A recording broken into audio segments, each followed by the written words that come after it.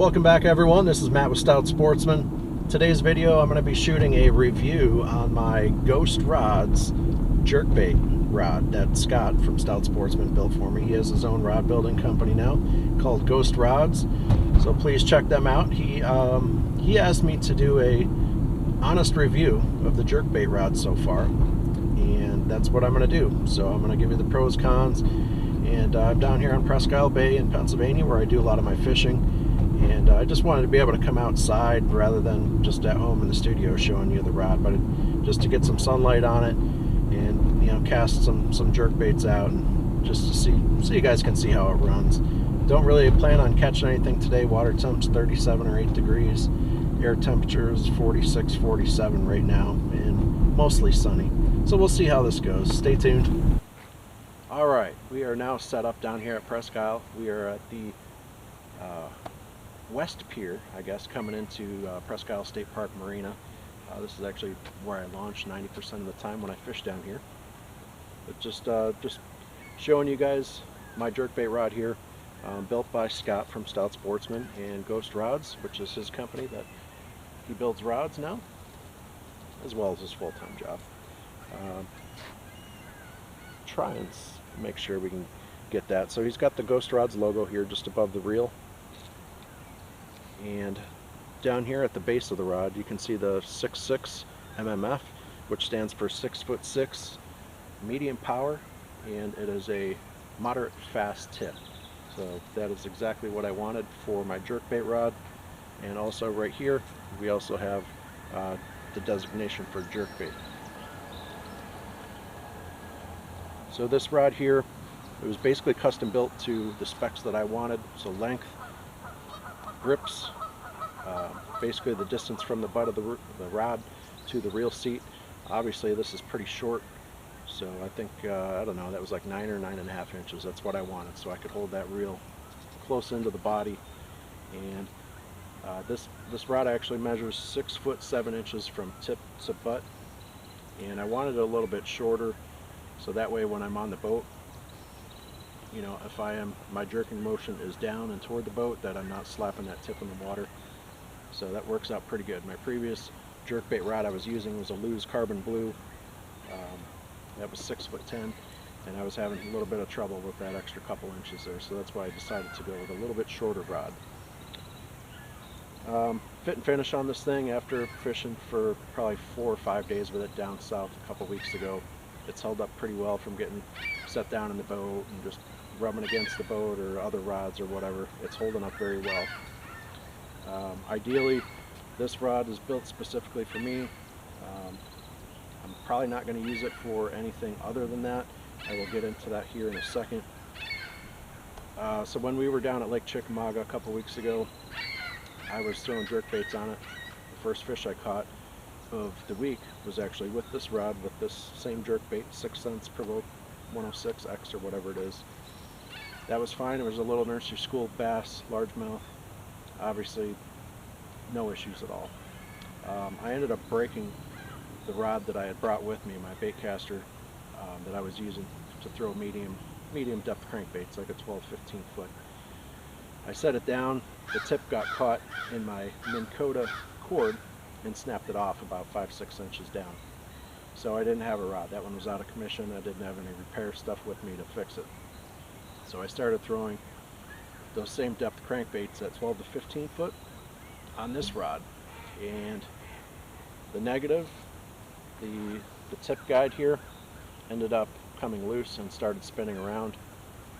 So I'm not gonna fault Scott or Ghost Rods for that, because the intended purpose of this rod is to throw jerkbaits. I'm throwing 12 to 15 foot medium deep crankbaits on it, and I think that was a little bit too much for it. So I'm going to put that on user error. I was using this rod for those baits kind of more out of necessity because I didn't have any other bait casters that were medium heavy. So I ended up using this. So that's my bad. But overall, this rod has been great. It fits me just about perfect. I'm not going to say perfect because nothing is. But this was tailor-made for me. And if you're going to get a jerkbait rod or crankbait rod, whatever, if you're a serious angler, it's better to have something built, custom fit for your body, for whatever boat you're in, or whatever your style is. It's best to have rods built specific to what criteria you're looking for in that rod. So like this one, like I said, it's got that short butt to reel seat. You know, that's 6'7" for me, being 5'7" tall. It works perfect. Anything over like 6'8", 6'9", and my rod tip's slapping in the water when I'm doing that jerkbait motion. So to me, this is just about perfect. Right now it's paired up with a Kast King Assassin reel. This is a reel that I had laying around that was not on a rod, and it's very lightweight. This total package is extremely light. The reel, I think, is 5.4 ounces, super light. All these ghost rods are extremely lightweight, especially with these guides on it, and it's just a nice lightweight balanced package. And yeah, I think that the reel is 6.3 to 1, which is ideal for a jerkbait. So lucky for me, I just happen to have a reel laying around that I could throw on. I didn't have to go and spend $100, $200 on a new reel, so bonus there. But I'm going to throw a couple casts with it here, just to kind of show you guys what it looks like. So right here in front of this pier, it's about 3 to 4 feet deep. The water is extremely clear. I mean, I can see my bait right now, and it's, you know, at least 50 feet away from me. But it's all gravel right here, and then about 6 or 8 feet from the edge of the pier, that gravel drops down to about 8 feet, and then eventually down to about 12 to 13 feet in the channel. So this jerkbait is a 3 to 6 footer suspending. So I'm just trying to cast it somewhat parallel with that drop off. Fishing it kind of slow, giving it a long pause, so that water temperature is extremely cold. I think for about 37, 38 degrees, the water temps. Air temp today is like 46, so not optimum conditions. We fished, Ann and I fished down here just the other day. Didn't really catch anything.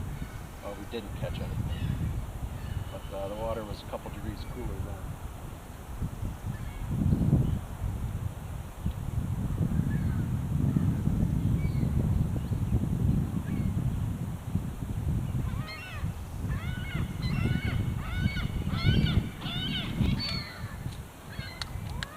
We're hoping to have a couple more videos coming out for you soon.